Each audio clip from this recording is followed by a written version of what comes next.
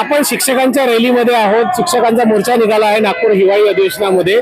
त्यांच्या शिक्षणाच्या काय समस्या ते जाणून घेण्यासाठी आपण यांच्यासोबत चर्चा करत आहोत। सगळ्यात पहिले त्यांचा परिचय जाणून घेऊ।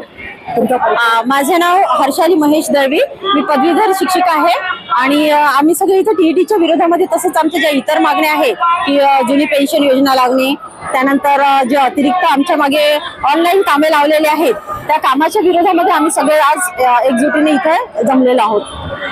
जुनी पेन्शन हा मुद्दा खूप दिवसापासून चालू आहे। सरकार म्हणते आमच्याकडे पैसा नाही, आम्ही जुनी पेन्शन देऊ शकत नाही, याबद्दल तुमचं काय मत आहे? जुनी पेन्शन ही सगळ्यात बेस्ट ऑप्शन आहे आणि जुन्या लोकांना पण लागू आहे, त्यामुळे आणि पैसा सरकारकडे पैसा नाही हे म्हणणं चुकीचं आहे। कारण सगळं कसं जीएसटी वगैरे हे मी म्हणत नाही, सरकार म्हणते पैसे नाही। सरकार म्हणते, मी तेच म्हणत आहे, पण तसं नाही आहे। ऍक्च्युली हा आमचा हक्क आहे आणि तो आम्हाला मिळायलाच हवा।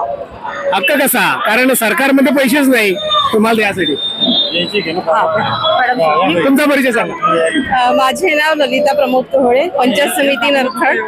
आणि आता तुम्ही जो प्रश्न विचारला की सरकार म्हणते पैसा नाहीये, मग आमदार आणि खासदारांना पेन्शन द्यायला सरकारकडे पैसा कसा आहे?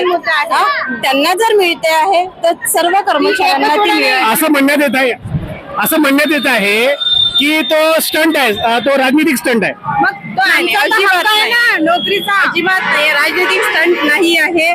सर्व कर्मचाऱ्यांना मिळाला पाहिजे।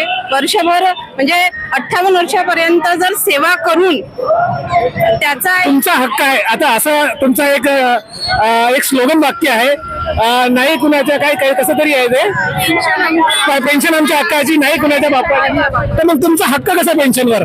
सरकार म्हणतो पैसे नाही, सरकारचं पैसे नाही तर मग तुम्हाला कसं कोणीच जितके आपले राजकारणी लोक आहे मग त्यांनी पण पेन्शन घेऊ नये। जर त्यांना ओल्ड पेन्शन आहे तर आम्हालाही ती लागू करावी, नाही तर कोणालाच लागू नये।